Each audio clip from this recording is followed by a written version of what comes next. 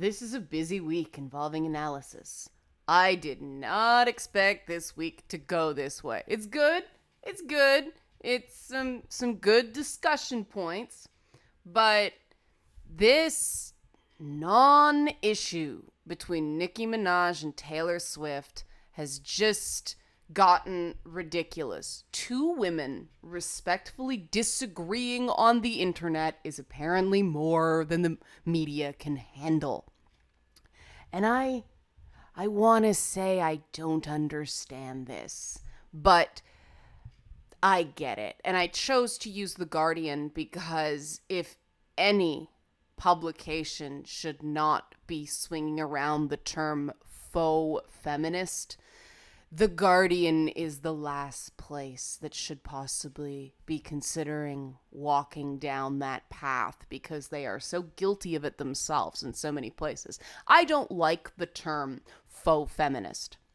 I think that someone can be feminist and be absolutely wrong on certain issues, but I believe in intersectionalism, and I I spent quite a bit of time today thinking about this before I decided to record it. Um, because it at first now, okay, full disclosure, I freaking love Nicki Minaj. I love her. I think she's sexy as anything. I love what she's doing. I don't like every song, but I really like the subversiveness and the satirical quality of what she's doing. Like, it's just, ugh, you know? And now, granted, I grew up in the 90s listening to stuff like, Sir Mix-a-Lot and the other artists that she's invoking. I mean, one of my favorite shows is Blackish because I grew up in a, you know, I grew up in a black neighborhood. And so it took a brown guy to introduce me to grunge. Thank you, Spencer. I still remember the name of the guy who introduced me to grunge. Seriously. But before that, it was all dance hall reggae and hip hop. And I mean, that was music. That was music. So the stuff that everybody freaks out about now, I'm like, she's just goofing on Sir Mix-a-Lot. Like, I thought the Anaconda video was brilliant, personally, just because she was thumbing her nose at everything, and impersonating a minion with those bananas. No, but that was a joke. I thought when I first saw the Anaconda video, I immediately loved it, and people are like, "What?" No, I immediately loved it. I loved what she was doing. I loved that she was reclaiming the hypersexualized music video for herself. I loved, basically, also just based on the what the song's about. I thought that the choice of images in Anaconda actually made sense with the song, which I can't say for Taylor Swift's Bad Blood, which was actually nominated for a VMA. I watched Bad Blood, and other than the cameos that are all through it, it's basically borrowing from Lady Gaga, Tron, and Mad Max Fury Road. Um, and girl fighting isn't enough feminism wise anymore. Now, that doesn't mean I think it's a bad video. I think that just for me personally, I connect more to what Anaconda's doing, which is we're gonna twerk and we're gonna be shameless and we're gonna be sexual, and there's not a man in sight until Drake's there at the end and he can just sit in that chair and be a good boy. I thought it was great because Nicki Minaj is gonna walk away from that video and still be Nicki Minaj. She's not minimized by it. She is so... At this point, Nicki Minaj is becoming the Black Madonna in my eyes. I mean, she is just such a... She explores sexuality in such an in-your-face and fresh way, an honest way. And I'm just like, go, Nicki. So that backdrop, and I know people are probably already disagreeing with me. That's okay that you disagree. This is a matter of personal taste, guys. There's no right and wrong here. It's music. It's music videos. The reason I told somebody on Twitter, the reason I like delving into these topics is because they are relatively frivolous. Nobody's going to die over this stuff, right? So I hope we can have these discussions and sort of keep things on an even keel, because no one's job is really at stake, no one's livelihood, no one's personal safety. It's easier to keep these things on the level of discussion, right? No, it never works that way. People lose their shit. And that's why I'm like, this is bizarre.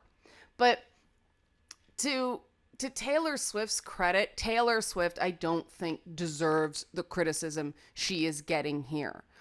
Was her response tone deaf?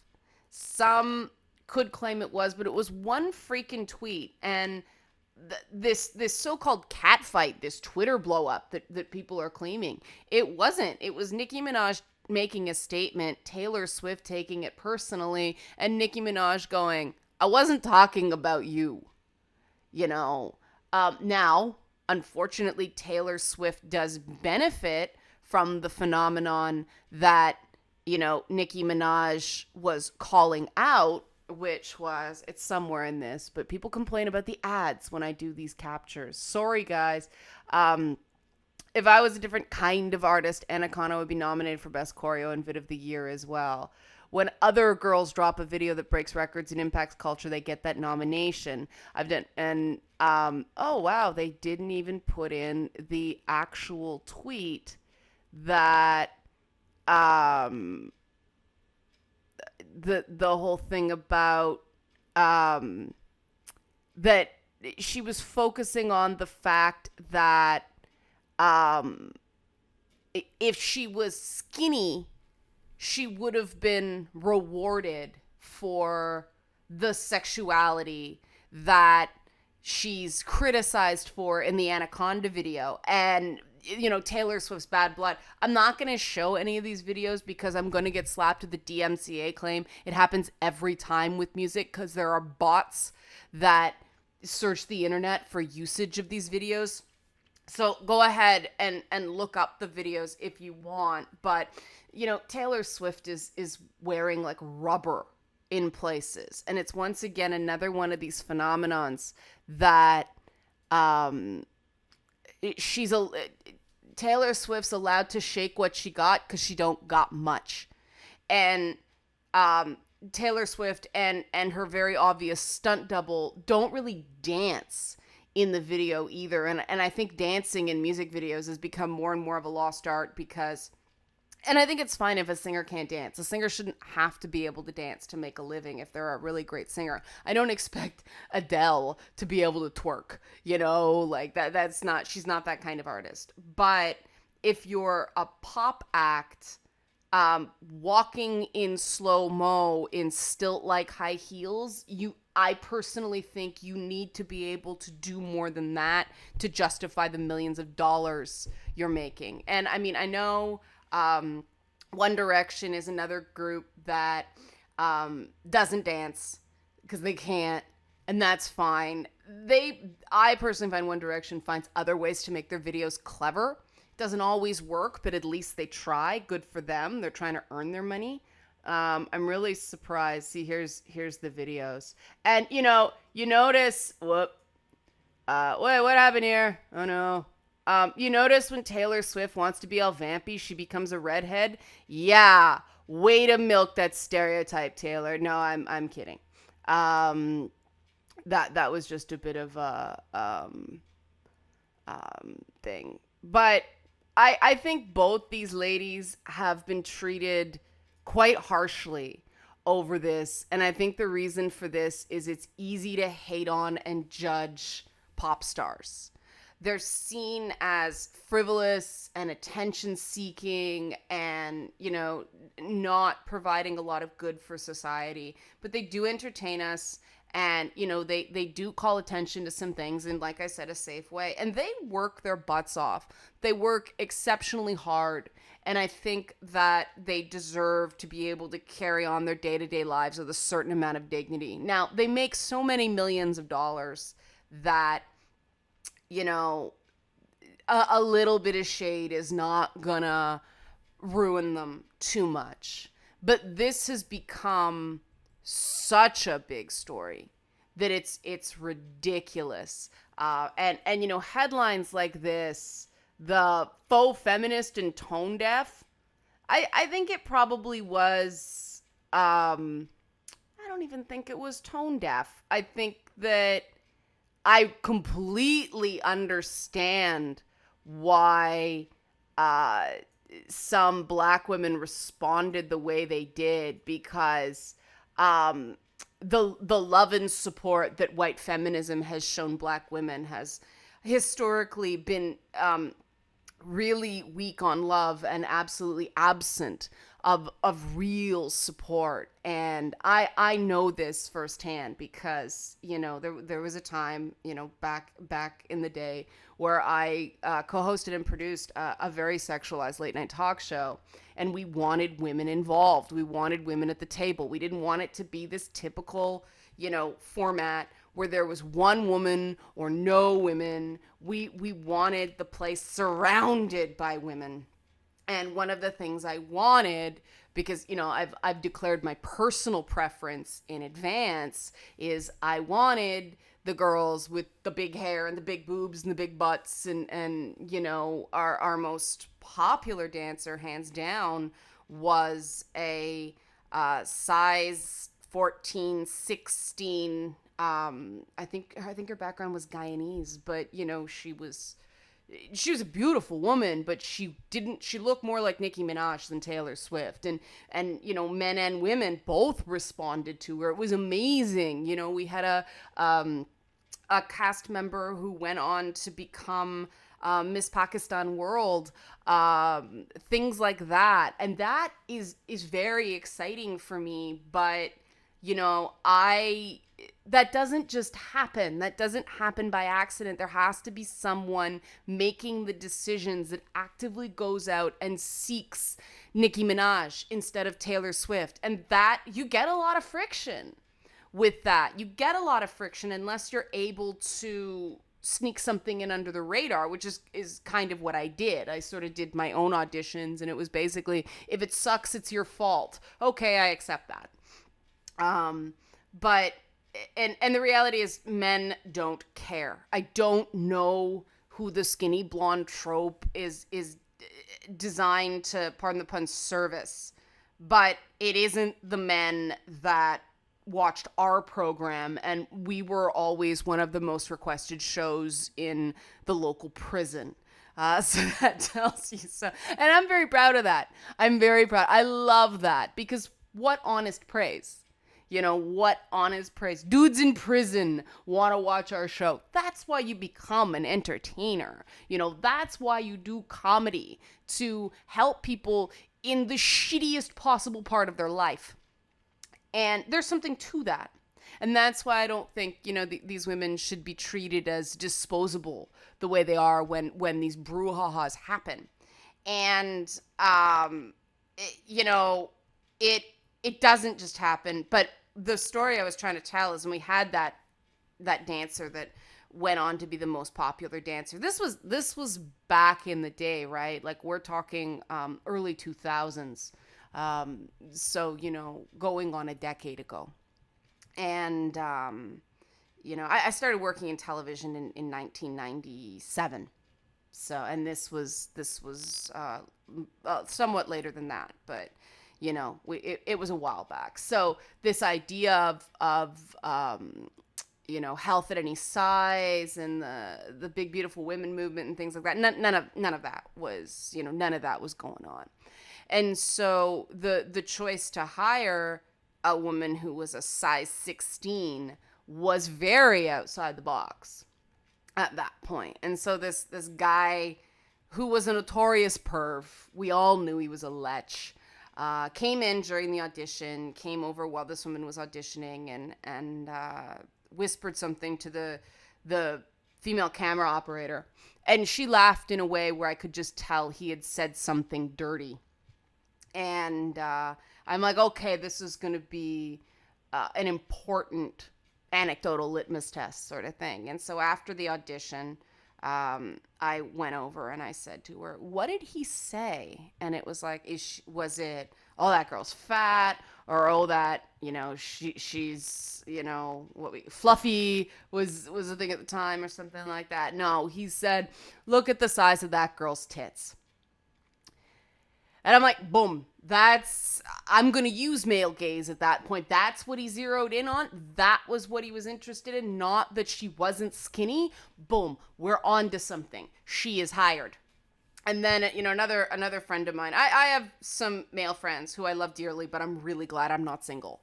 And I wasn't single when I met them because it would have been very uncomfortable. We probably wouldn't have been friends. But he came in while we were getting ready to shoot, and we had there were two girls in a hot tub, and the place was surrounded by girls, and anywhere we could stuff a beautiful woman, we did it. Because it's pretty and this is television, and who are we kidding? We tried to have male eye candy as well, but even our female viewers didn't like it. They were fine with the male contingent of comedians. Our viewers didn't dig the beefcake. They wanted the funny guys. So that's fine. They're served that way. They don't want that kind of man. Fine. It was a horrible experiment. That experiment failed. Me trying to do gender inclusivity that way didn't work. So I can admit when something didn't work too. But the women, just everybody liked it. Women liked the fact that it was a range of body types instead of the same. And my other friend, who was a bit of a lech, came in one day, looked around, we were setting up, and the girls were standing all around him, and he was just like, "This." I'm like, "What?" He says, "Why don't more people do this? What's the point in having a room full of girls if there's no variety? If it doesn't matter where you're looking, you're seeing the same thing, there's no point in having 8 of them." And I'm like, excellent.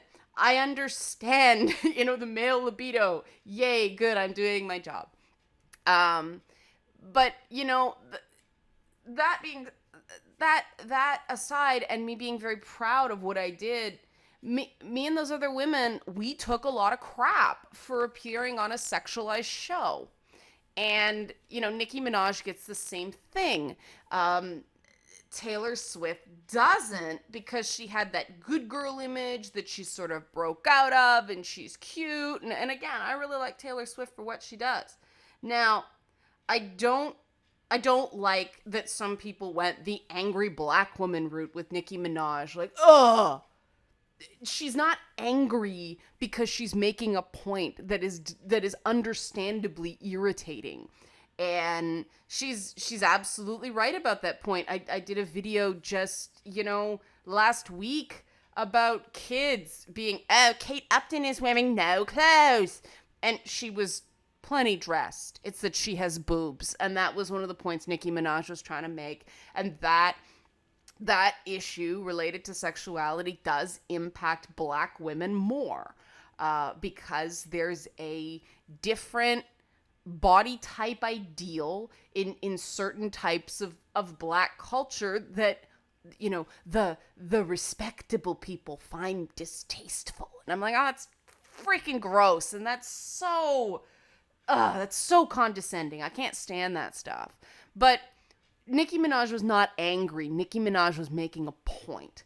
And Taylor Swift was not being tone deaf. Taylor Swift took it personally because I'm sure, Nicki Minaj didn't even think when she made that general observation that she was lumping in someone she never intended to offend. And so this was two women coming at an issue from very different places and discussing it in a public forum. And I think it was a really great learning opportunity, but that's not what people did with it. And something did piss me off for personal reasons. And it was the behavior of two men who are in the same industry who should have known better. This is what's tone deaf to me. Bruno Mars and Ed Sheeran's desire to sort of make a mockery of it. That, you know, VMAs is the new WWF and you know, anyway we do this, you're going to come up short. And they started trash talking each other. And I get that they were just trying to have fun, but, you know, this is, you know, and then the guy from Breaking Bad starting to go, let's just together and talk. That's what they were doing, guys. That's what they were doing. So you coming in and trying to solve their freaking problems for them or making fun of them, that's not okay. Because you know what you guys don't have to deal with? Bruno Mars, Ed Sheeran, have you looked in the fucking mirror? You hardly look like male models. You can go ahead and have your careers and people find the attractiveness within you. You know, and I can say this to Ed Sheeran because I'm a fellow creepy ginger, okay? But my God, he doesn't even have to appear in his own videos. He goes around it by putting like puppets and shit in it. And, you know, they are not impacted by these things in anywhere near the same way. They've got their own things. But they are not impacted by these issues the same way these female artists are. And don't even bother commenting to disagree with that. It is a fact that men do not have to engage with the entertainment industry in the same way, with the same physical pressures. Whoops, my microphone slipped. You know, with the same physical pressures that women do. It's you're gonna fight that. You're looking to be contrary. Okay. So these guys, you know, trying to interject themselves into it, and, you know, it's inappropriate. It is. And if you want to talk about tone deaf, this is the tone deaf element for me. Hang on, I have to pick up the mouse. It fell. And, you know, and you guys know me, okay? You know that I'm not a feminist ally type. I don't believe that men can't weigh in on women's issues. But when an artist, any artist, is making a comment on body image and how it intersects with race, and somebody else takes it personally and they're telling their truth, it is not classy to make fun of it, especially since, you know, Bruno Mars and Ed Sheeran benefit professionally from not having the same pressures to look or engage with their sexuality in a way that's going to get them negative judgments. They have much more freedom to explore, you know, various elements of the human condition without judgment. And this part bugged me. And, you know, like Taylor Swift and like Nicki Minaj, it bugs me for a personal reason. But I'm allowed to say it bugs me because everybody's shitting all over Taylor Swift and Nicki Minaj. They're either Team Taylor or Team Nicki, and they're creating this cat fight. And then people tried to claim that Kim Kardashian was getting involved, and she wasn't. She was at a Vogue shoot in freaking Europe. She had no idea what was going on. And people just made this into a big thing. And these are points in time where I'm pretty sure Bruno Mars is in the category that Nicki Minaj wasn't nominated for. You know, don't quote me on that. I'm not sure. There was somebody else there's a type of male artist, and they all sound so similar to me that I get them confused, and I fully admit that. But, you know, for him, and I'm pretty sure Ed Sheeran's nominated too. So for them to be mocking this way, I mean, this is privilege. This is what people talk about when they talk about privilege, is Bruno Mars and Ed Sheeran did not realize that they should shut up because this is not something that they have to worry about. And I know people don't like the term privilege. I don't like the term privilege, okay? But this isn't really being entitled here. So I don't have another word for it. We're working on getting a group of, you know, appropriate words. And if somebody has a suggestion as an alternative to privilege, like what we did with male hierarchy versus patriarchy in the other video, if you've got an alternative to privilege, please tell me, because the word doesn't work. We need another word.